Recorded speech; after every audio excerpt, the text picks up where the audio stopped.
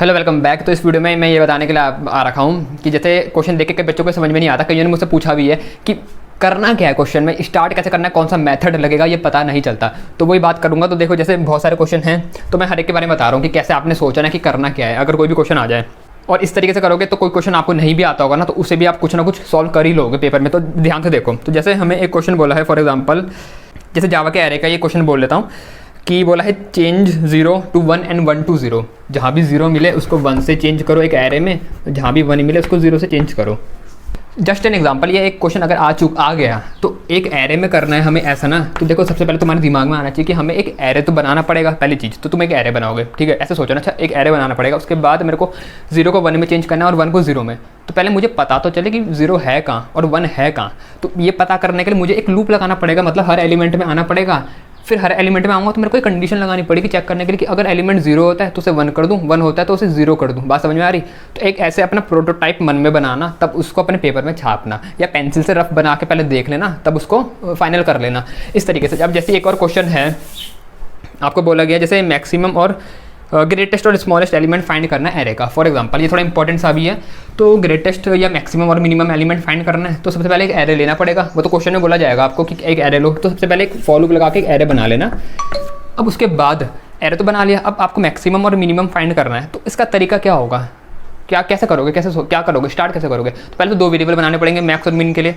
और उसके बाद इसमें एक चीज़ याद रखना, मैक्स और मिन को हम पहला वाला आपका एलिमेंट था वो असाइन कर देते। तो ये कुछ बात है जो आपको याद होनी चाहिए कि इस क्वेश्चन में आएगा तो ये तो करना ही है। जैसे इसमें मैक्स और मिन को पहला एलिमेंट असाइन करना है, ठीक है। अब उसके बाद ये कर दिया, फिर उसके बाद मैक्सिमम फाइंड कैसे करेंगे? पूरे एरे में ढूंढना है, तो फिर से आपके दिमाग में आना चाहिए पूरे एरे में ढूंढना है, तो मतलब हर एलिमेंट में आना पड़ेगा, मतलब एक फॉर लूप लगेगा। तो इस तरीके से चलते जाना, फॉर लूप लगेगा, एक फॉर लूप लगाना, फॉर लूप लगाने के बाद हर एलिमेंट लेंगे, फिर हर एलिमेंट में आऊँगा तो फिर हमें चेक करना पड़ेगा कि क्या वो मैक्सिमम है नहीं है, तो मतलब अंदर कंडीशन लगेंगी, ठीक है। तो इस तरीके से सोचना, तब वो लगाते हुए चलना अपने प्रोग्राम में। तो कंप्यूटर एप्लीकेशन है वैसे बहुत इजी है, अगर आप लॉजिकल वे में सोचो, रटोगे तो बहुत मुश्किल है, ठीक है। तो लॉजिकल वे में सोचते हुए चलना है, सोचना है, ठीक है, रटना नहीं है इसमें, ठीक है। तो यहाँ पर क्या करोगे, उसके बाद फिर अंदर क्या इफ़ कंडीशन लगेगी चेक करने के लिए ना, एक बार मैक्स के लिए और एक मिन के लिए, तो मतलब 2 इफ़ कंडीशन लगेगी। इस तरीके से सोचना। अब इफ़ कंडीशन में क्या लगेगा, अब इफ़ में हम ये चेक करेंगे कि अगर मान लो मैक्स में एलिमेंट है, अगर वो छोटा हो जाता है एरे के एलिमेंट से, तो मतलब एरे का एलिमेंट बड़ा हो गया तो उसे हमें मैक्स में डालना चाहिए। तो इफ़ कंडीशन के अंदर हम क्या करेंगे, मैक्स में उस एलिमेंट को डाल देंगे जो भी होगा एरे का एलिमेंट, ठीक है। अभी तो मैं सिर्फ समझाने के लिए लिख रहा हूँ। जैसे अगर मैक्स फॉर एग्जांपल छोटा हो गया एरे के एलिमेंट से, तो ये तो हो नहीं सकता है, तो गड़बड़ होगी ना, मैक्स वाला छोटा कैसे हो सकता है। तो ऐसा हो गया तो मतलब मैक्स में एलिमेंट डाल दो, फिर एलिमेंट उससे बड़ा हो गया। तो ऐसे सोच के चलना, लॉजिकल वे में सोचना। देखो, रटने से नहीं होगा। इसी मिन के लिए भी एक कंडीशन आ जाएगी, इफ़ अगर मिन बड़ा हो गया इससे, तो बड़ा कैसे हो सकता है, वो तो मिन है, तो मतलब हमें क्या करना है, उस वाले को फिर मिन में डालना है, ठीक है। मैंने प्रोग्राम में समझा रखा, मैं बस आपको यहाँ ये बता रहा हूँ कि किस तरीके से सोचना है कि करना क्या है। अब ऐसे स्ट्रिंग के क्वेश्चन आ जाते हैं, स्ट्रिंग में ये नहीं पता चलता मेथड कौन सा लगाना है। तो तभी मैंने जो क्वेश्चन कराया ना, मैंने उनमें कम से कम मेथड का यूज़ करा है, ठीक है। मतलब जितना कम हो सके, जितना ईजी आपके लिए क्वेश्चन बन सके, उतनी कोशिश करिए कम मेथड का यूज़ करूँ मैं। तो लेकिन फिर भी कुछ मेथड जो आपको आने चाहिए, ठीक है, वो मैंने आपको पहले से बता रखे हैं, वीडियो आप बनी हुई है, आप देख लेना, जिसमें मैंने टिप्स ट्रिक बताएं। तो लेकिन फिर भी जैसे कोई स्ट्रिंग का क्वेश्चन आ जाता है, जैसे फॉर एग्जाम्पल एक क्वेश्चन आ गया आपके लिए, जैसे फॉर एग्जांपल एक आ गया कि सारे नेम प्रिंट करो एक एरे में से, स्ट्रिंग एरे में से, जिनका पहला और आखिरी लेटर सेम होता है। फॉर एग्जांपल मैं बस ये समझा रहा हूँ कि सोचना कैसे, ठीक है। तो जैसे तो सबसे पहले काम क्या होगा, एक एरे बनाएंगे। तो एक एरे बनाओगे आप स्ट्रिंग टाइप का, जैसे स्ट्रिंग टाइप का जो भी एरे है आपने बना लिया, इक्वल टू न्यू स्ट्रिंग, और जो भी उसका साइज़ है, बोला गया साइज़ तो ठीक है, नहीं बोला गया है तो आप यहाँ पर साइज़ एक वेरिएबल ले सकते हो n नाम का, और उतने साइज़ का बना सकते हो एरे, ठीक है। ये तो आपको पता ही चल गया है। अब उसके बाद जैसे बोला है हमें वो सारे नाम प्रिंट करने जिनका पहला और आखिरी लेटर सेम होगा, ऐसा बोला गया है फॉर एग्जांपल। तो मतलब मेरे को पहले तो हर एक एलिमेंट में आना पड़ेगा, इसके हर डब्बे में आना पड़ेगा, ठीक है।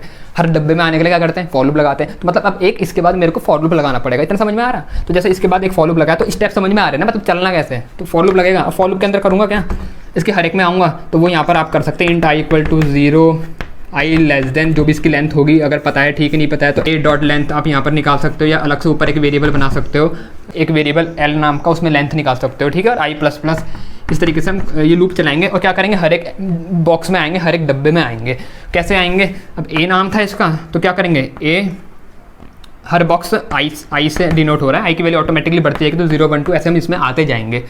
इक्वल टू, अब ये जैसे ये अभी ये जो है ए का आई, अब इसमें जैसे हर वर्ड है ना, देखो जैसे इसमें हर वर्ड होगा, इसके अंदर मान लो ये कोई वर्ड है, यहाँ कोई वर्ड है, यहाँ कोई वर्ड है, तो ये हर वर्ड मेरे को पता करना है इसका पहला लेटर और आखिरी लेटर सेम है नहीं है, तो मतलब इसे पता करने के लिए पहले कहीं स्टोर करना पड़ेगा ना। तो ऐसे दिमाग में सोचना, अच्छा स्टोर करना पड़ेगा तो मतलब मेरे को क्या एक वेरिएबल बनाना पड़ेगा वर्ड नाम का। देखो जब आप वेरिएबल बनाते हो ना तो पहले ना आप ये या तो प्रोग्राम रफ में बना के देख लेना, या जब आप वेरिएबल बनाते हो तो एक लाइन एक्स्ट्रा छोड़ देना, क्योंकि ये होता है कभी कभी हम कोई वेरिएबल बनाना भूल जाते हैं, बाद में बनाना पड़ता है, तो बीच में बाद में कहाँ डालते फिरोगे।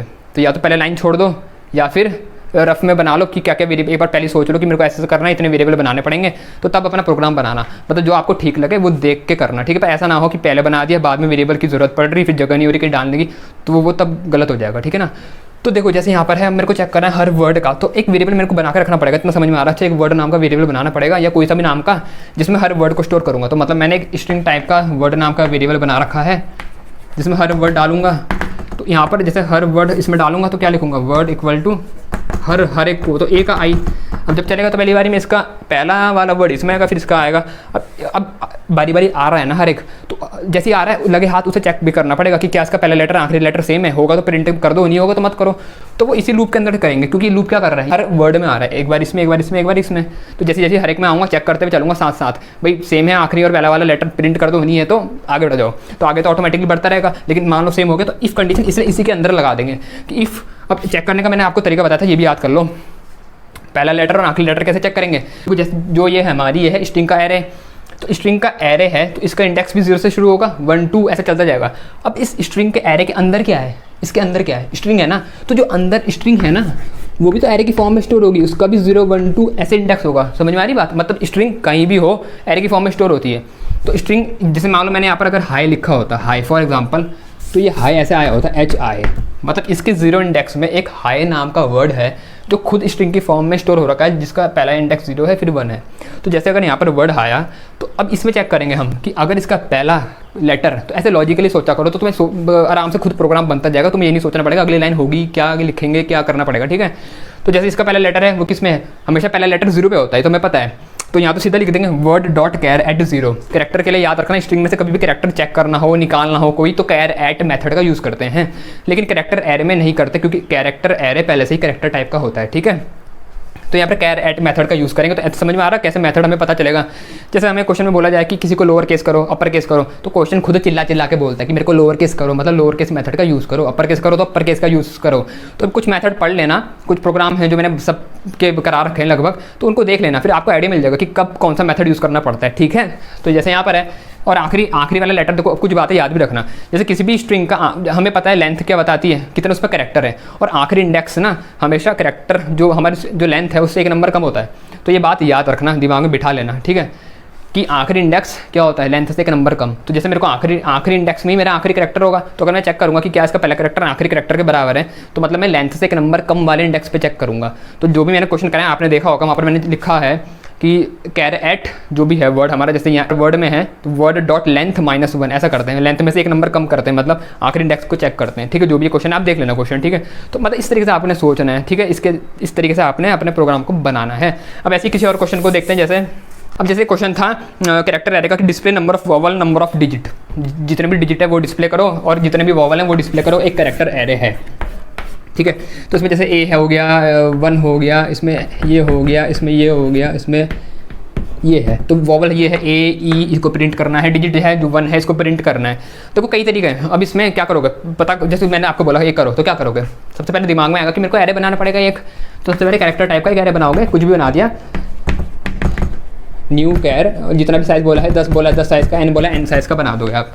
उसके बाद एलिमेंट लेने यूज़र से, तो क्वेश्चन में बताया रहेगा, तो यूज़र से एलिमेंट लेने हैं तो मतलब फॉर लूप लगाना पड़ेगा, फिर से कहाँ, स्टार्टिंग से एंड तक, ठीक है। तो फॉर लूप लगाओगे एक स्टार्टिंग से एंड तक, तो वो देख लेना स्टार्टिंग हमेशा 0 से होती है, i = 0 एंड। अब एंड अगर हमें साइज़ बता रखा तो बहुत अच्छी बात है, i < 10 करेंगे और i++। उसके बाद जब हर एक एलिमेंट में आओगे, अब आपको चेक करना है, तो हर एक में जब पहले तो यहाँ पर देखो ये फॉर लूप है एलिमेंट भरने के लिए, एक बार भर गए तो ऐसा एरे बन चुका होगा, ठीक है, ये बन गया, इसके अंदर आपने एलिमेंट भर दिया। अब उसके बाद क्या करना है, उसके अच्छा एक चीज़ याद रखना, जब भी कैरेक्टर एरे का क्वेश्चन आएगा तो जो कैरेक्टर हम लेते हैं तो ये मेथड का यूज़ करना, लेने के लिए sc.next.care@0, ठीक है, क्योंकि कैरेक्टर लेने का कोई ऐसा मेथड नहीं है जैसे नेक्स्ट लाइन स्ट्रिंग के लिए, नेक्स्ट इंटीजर के लिए, नेक्स्ट डबल के लिए, लेकिन कैरेक्टर के लिए कोई अलग से मेथड नहीं बना है। तो हम लेते स्ट्रिंग ही है इनपुट में, लेकिन उसका पहला कैरेक्टर उठा लेते हैं। अगर हमें कैरेक्टर इनपुट में लेना होता है, ठीक है।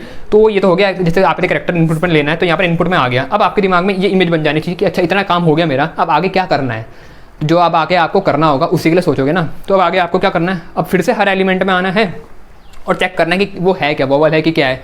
तो फिर से आना है तो फिर से क्या लगेगा, इसके बाद फिर से एक फॉर लूप लगेगा, फिर से फॉर लूप लगाओगे हर एलिमेंट में आने के लिए, सेम फॉर लूप लगेगा i = 0, i <10, i++। जब ये होगा और फिर हर एलिमेंट चेक, देखो 2 तरीके हैं, मैंने सबसे आसान तरीका आपको बता रखा है, लेकिन अगर किसी बच्चे को मेथड याद है तो बहुत अच्छी बात है। तो वैसे मेथड होता है तो यहाँ सीधा लिख सकते हो कैरेक्टर डॉट इज डिजिट।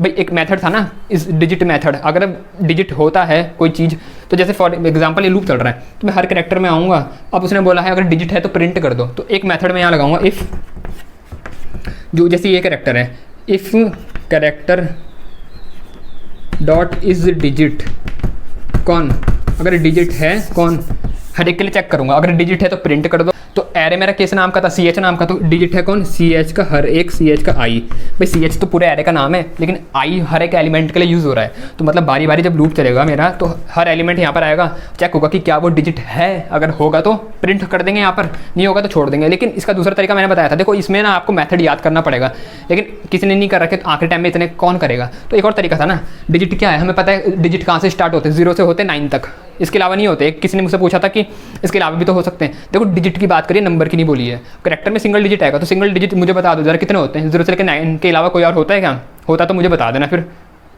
होता है 0 से 9 के अलावा कोई नहीं होता, ठीक है। तो 0 से 9 के अलावा कोई और डिजिट नहीं होता। तो इसलिए यहाँ पर आप ये भी लिख सकते हो, इफ़ जो भी है आपका, इफ़ सी एच का आई ग्रेटर देन और इक्वल टू 0 है, और साथ ही साथ सी एच का आई, जैसे मैंने ये वाली कराई थी, लेस देन इक्वल टू 9 है, तो नीचे प्रिंट कर दो। एक ही बात है, इसका मतलब सेम है।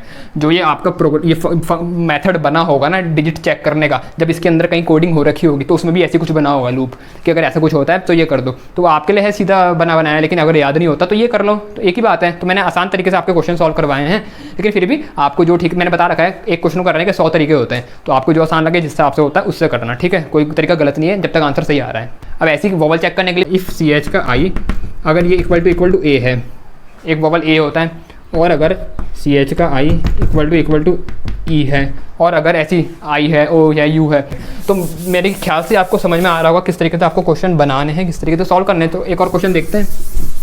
अब जैसे एक और क्वेश्चन था, sum of element at even indices और product of element at odd indices.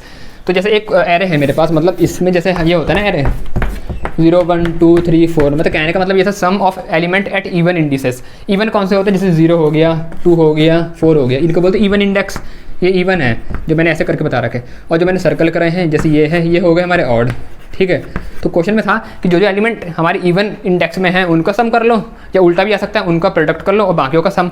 तो यार समझना, देखो पहली बात तो है मेरे को कुछ ऐसा करना पड़ेगा, जैसे पहले तो हम एलिमेंट भरेंगे, तो वो तो पता है फॉर लूप लगा के एक एलिमेंट भर लोगे, वो तो आप कर सकते हो। तो पहला प्रोसेस तो ये हुई कि फॉर लूप लगाना है। दूसरा मेरे को जैसे पहले मेरे को आना है इवन इंडेक्स पे, तो इवन में आऊँगा तो मतलब इवन 0 से शुरू होता है, फिर अगला होता है 2, फिर अगला होता है 4। तो उसके करने के 2 तरीके हैं, ठीक है। एक तो ये है, देखो पहले इस इंडेक्स में है, फिर हमें एक को छोड़ के आगे जाना है, फिर एक को छोड़ के आगे जाना है, ऐसा करना है। तो मतलब एक फॉर लूप में, जैसे एक फॉर लूप तो था एलिमेंट लेने के लिए, जब एरे भर गया उसके बाद एक फॉर लूप लगाऊंगा अलग से, इंट अगर मैं 0 से स्टार्टिंग करता हूँ तो कहाँ तक चलूँगा, आई लेस देन जो भी इसकी लेंथ है, फॉर एग्जाम्पल अगर 10 है तो 10 तक, फिर आई इक्वल टू i+2 करूँगा। i+2 क्यों, जब हम i+1 करते हैं तो हम अगले पे ऐसे चलते हैं बारी बारी, i+2 कर दे तो एक को छोड़ के चलेंगे, छुट्टी। तो जब ये वाला लूप चलेगा मतलब ये मेरा सीधा उन इंडेक्स पे जंप कर रहा है जो इवन है। तो जब इवन इंडेक्स में आ रहा है तो एक सम नाम का वेरिएबल बना लो, उसमें जो एलिमेंट है उनको प्रिंट कर लो, तो मतलब उनको ऐड कर लो। तो sum equal to sum plus जो भी एलिमेंट है, जैसे ए का आई, तो ए का आई ऑटोमेटिकली ए का 0 आएगा पहली बार, तो 0 में कौन है, जो भी एलिमेंट होगा वो जुड़ जाएगा सम में। अगली बार ए का 2 आएगा तो 2 में जो होगा वो अपने आप इसमें जुड़ जाएगा, मतलब इवन इंडेक्स वाले अपने आप जुड़ जाएंगे। अगर ऐसी है तो क्वेश्चन में हमें दूसरा पूछा था कि प्रोडक्ट निकालो ऑड इंडेक्स वाला, तो छोटा सा चेंज करना है, इसको 1 कर दो। एक बार 1 से स्टार्ट होगा, एक को छोड़ के आगे बढ़ेगा तो अगली बार सीधा 3 पे आएगा, ठीक है। तो अब देखो ये छोटा सा चेंज करके हमारा पूरा क्वेश्चन चेंज हो जा रहा है, ये ध्यान रखना, ठीक है। तो ये तरीका है, ठीक है। तो जैसे ये क्वेश्चन भी हमने समझ लिया, ठीक है। तो घबराने वाली बात नहीं है, आपको सब आता है, ठीक है। ये याद रखना आपको सब आता है।